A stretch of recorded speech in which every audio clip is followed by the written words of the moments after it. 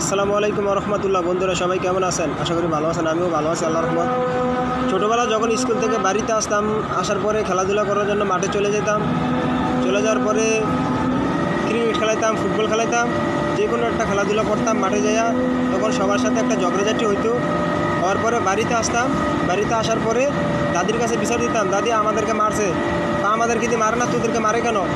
আবার বাবা মার কাছে বিচার দিতাম, বাবা মা আমাদেরকে মারছে, তোদেরকে মারে কেন, আমাদের কিন্তু মারে না।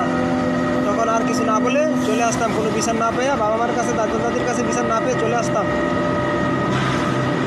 আর কিছু কিছু বাবা মা আছে ছেলে সন্তানের কথা শুনে দৌড়ে লাঠি ছোটা নিয়ে যে ঝগড়া করে, এগুলি ঠিক নয়। আল্লাহ যেন আমাদেরকে এরকম তৌফিক দেয়, ছেলে সন্তানকে সুশিক্ষিত করে মানুষ করে ছেলে সন্তানকে গড়ে তুলতে পারি ইনশাল্লাহ। তো কেউ কোনো বাবা মা যেন কোনো কারোর সাথে ঝগড়া না জেনে না বুঝে ঝগড়াঝাটি না করে, এটা আমার আকুল আবেদন। আসসালামু আলাইকুম রহমতুল্লাহ। সবাই ভালো থাকবেন ইনশাল্লাহ।